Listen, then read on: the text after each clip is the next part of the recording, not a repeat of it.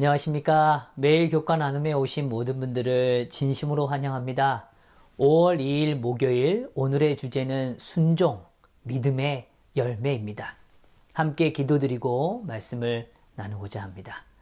하늘에 계신 아버지 하나님, 저희를 사랑해 주셔서 오늘도 귀한 말씀으로 또 은혜로 그리스도를 바라봄으로 하루를 시작할 수 있도록 도와주시니 감사합니다.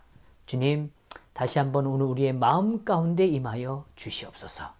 그 성령의 능력을 경험하기를 원합니다. 축복하여 주시옵소서.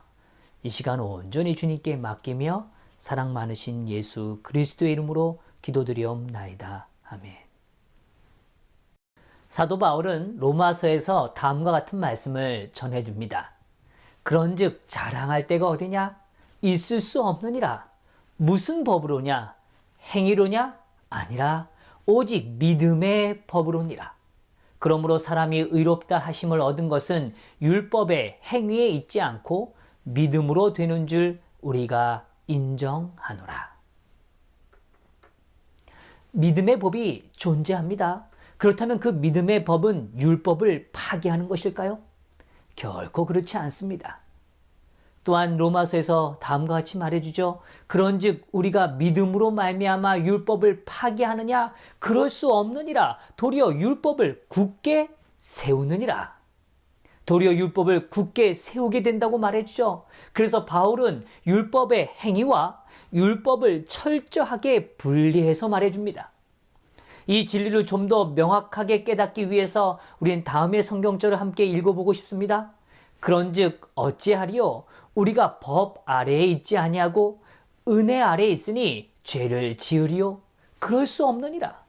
너희 자신을 종으로 내주어 누구에게 순종하든지 그 순종함을 받은 자의 종이 되는 줄을 너희가 알지 못하느냐? 혹은 죄의 종으로 사망에 이르고 혹은 순종의 종으로 의에 이르느니라. 하나님께 감사하리로다. 너희가 본래 죄의 종이더니 너희에게 전하여 준 바 교훈의 본을 마음으로 순종하여. 우리는 이제 율법 아래 있는 것이 아니라 은혜 아래 있는 삶입니다. 은혜는 방종을 결코 말하지 않아요. 은혜 안에 머무는 삶에는 귀한 열매가 맺어지기 때문입니다. 그것이 바로 무엇인가 하면 순종이라고 바울은 말해줍니다. 누구에게 순종하느냐에 따라서 우리의 위치가 달라진다고 분명하게 말해주죠. 성도 여러분, 단순히 율법을 순종하는 차원이 아닙니다. 오늘 우리의 주인이 누구신가에 대하여 이야기하는 거죠. 오늘 우리의 주인이 바로 예수 그리스도시고 오늘 우리의 영원하신 하늘 아버지가 될 때 그분께 우리의 마음으로 순종하는 일이 일어난다고 이야기합니다. 그것은 어떠한 동기로 일어나는가? 하나님의 은혜로 이루어진다고 얘기하는 겁니다. 하나님의 은혜는 결코 무능한 것이 결코 아닙니다. 은혜는 우리의 삶을 변화시켜 주는 거죠. 교과에서는 존 웨슬리의 삶을 다음과 같이 다뤄주고 있어요. 그는 런던에서 열린 모라비아 교도의 모임에 참석했던 어느 날 루터의 로마서 서론을 읽는 것을 들으며 그의 마음에 전율을 느끼게 됐죠. 그는 태어나서 처음으로 진짜 복음을 이해하기 시작한 겁니다. 내 행위가 아니라 하나님께서 나를 위하여 행하신 일에 대하여 깨닫게 된 것이죠. 그의 마음의 내면에서 꿈틀거렸던 그 열정과 새로움이 그의 마음을 새롭게 변화로 인도해 준 것입니다. 웨슬리는 자신을 위해서 생명을 내어주신 그리스도에게로 그의 삶이 이끌어져 갔다는 것입니다. 그리고 그는 다음과 같은 고백을 남겨주고 있는 거죠. 나는 구원을 위해 그리스도, 오직 그리스도만을 구원으로 신뢰한다고 느꼈으며 그는 나의 죄를 사하시고 죄와 사망의 법에서 나를 구원하셨다는 확신을 얻었다. 너무너무 놀라운 확신입니다. 오직 그리스도만이 우리를 구원하시고 내가 그러므로 그것을 신뢰하게 된다는 거죠. 오늘 내 삶의 죄와 사망의 법에서 나를 구원하신 한 분만을 바라보게 되는 겁니다. 그분께 내 삶을 전적으로 의지하는 믿음이라는 행위를 하게 되는 것이죠. 베드로후서 3장 18절엔 이렇게 말해줘요. 오직 우리 주 곧 구주 예수 그리스도의 은혜와 그를 아는 지식에서 자라가라. 영광이 이제와 영원한 날까지 그에게 있을지어다. 그리스도의 은혜와 그를 아는 지식에서 뭐하라 그럽니까? 자라가라고 이야기합니다. 예, 성장에 대하여 의미하죠.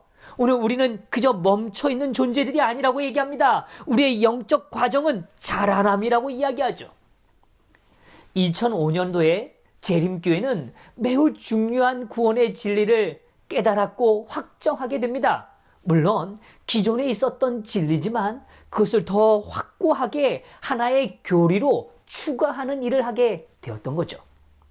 그 전까지만 해도 27개의 교리적 항목을 갖고 있었던 재림교회가 그때 한 가지 항목을 더 추가함으로 현재는 28개의 항목을 갖게 되었다는 겁니다.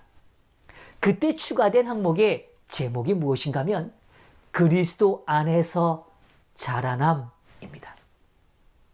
이 부분에 대하여 기본교리에선 다음과 같이 서술해줘요. 그것은 새로운 것이나 이전에는 알지 못했던 것이 아니라 예수 그리스도 안에서 악의 권세를 이기고 승리의 생명을 신자들에게 주시는 하나님의 능력에 대한 이해를 더욱 잘 표현하기 위한 것이었다. 하나님의 능력이 어떻게 우리의 삶에 임하게 되는지, 어떻게 승리로 생명 안에 살아가야 되는지를 더 자세하게 설명하고 깨닫기 위하여 오늘 이 교리에 대한 이해를 더 추가하게 되었다라고 말하는 겁니다.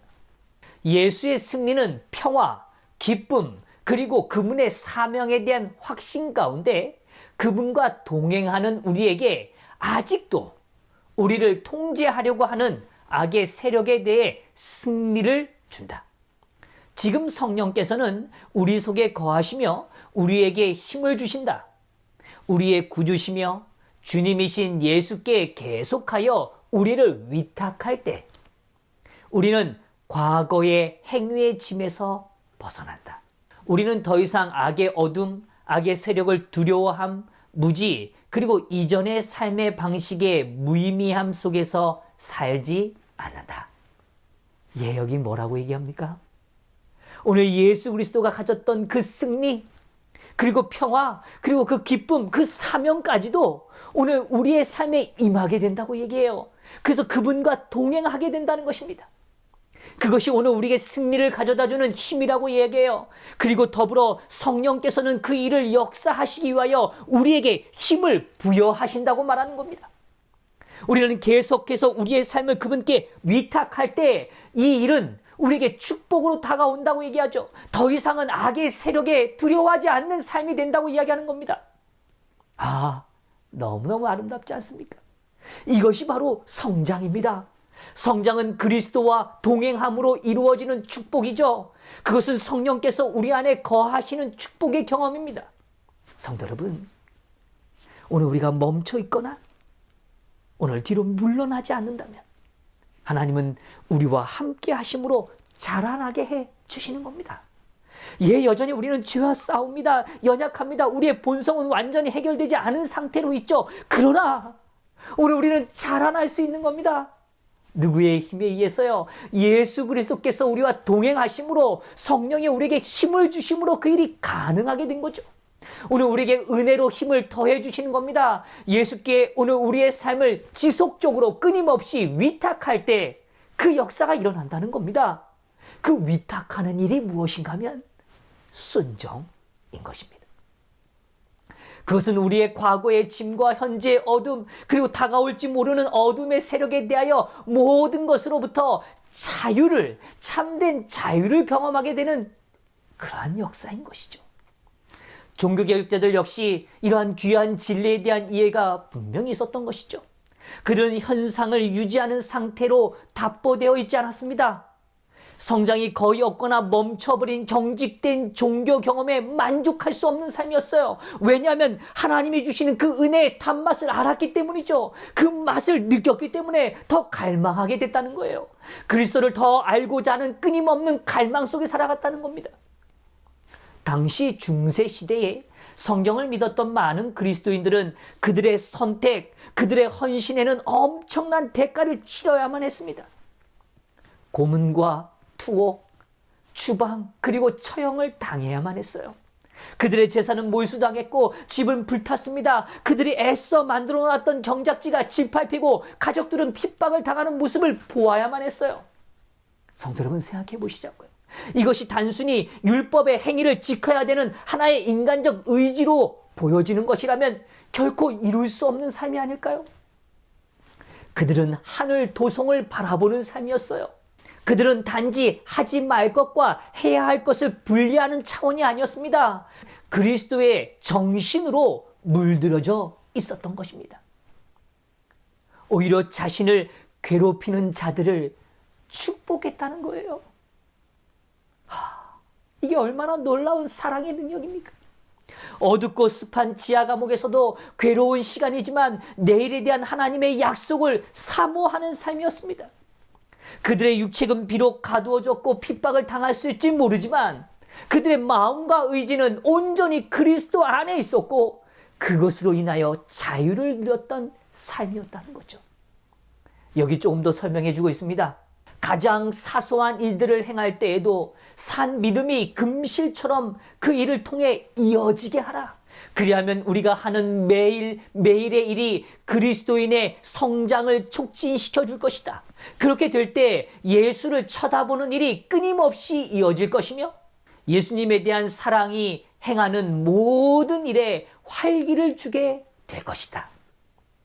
좀 더 읽겠습니다. 그리하여 우리의 달란트를 바르게 사용함으로써 우리 자신을 금 쇠사슬로 더욱 고상한 세계와 연결시킬 수 있다. 이것은 참된 성화이다. 왜냐하면 성화란 하나님의 뜻을 온전히 순종함으로써 매일의 의무를 기쁜 마음으로 행하는 것이기 때문이다. 우리는 매일 우리의 구원의 근원이신 예수 그리스도를 바라봐야 합니다. 우리는 그분의 사랑으로 인하여 활기를 얻게 되는 겁니다. 우리는 그 힘으로 믿음의 열매인 순종을 경험하게 되는 겁니다. 그 일은 기쁨으로 채워질 것입니다. 물론 때로는 영적 투쟁을 겪을 수 있죠. 그러나 우리에게 베풀어 주시는 은혜를 바라봄으로 믿음으로 순종을 경험할 때 우리는 하나님의 율법을 더욱 사랑하게 된다는 겁니다. 그 원칙과 축복에 대하여 더 깊은 확신을 얻게 되는 거죠. 믿음으로 말미암는 의의 축복을 누리게 되는 것입니다. 성령님께서 우리의 삶 가운데 함께 하십니다. 이 하루도 믿음의 열매인 순종을 통하여 하나님과 함께 동행하시고 축복을 누리시는 귀한 하루가 되기를 간절히 바라면서 말씀을 마치겠습니다. 함께 기도하겠습니다. 하늘에 계신 아버지 하나님, 저희를 사랑해 주셔서 감사합니다. 오늘 다시 한번 믿음의 열매가 무엇인지를 깨닫게 해주시니 감사합니다. 오늘 우리가 하나님의 은혜를 넉넉히 누리는 삶이 되게 하시고 믿음으로 순종의 기쁨을 누리게 하여 주시옵소서. 이 하루도 성령께서 매 순간 우리의 삶에 동행하시고 안내하시고 또 힘을 부여하실 때 기꺼이 하나님께 우리의 자신을 맡김으로 순종하는 하루가 되도록 축복하여 주시옵소서. 사랑 많으신 예수 그리스도의 이름으로 기도드리옵나이다. 아멘.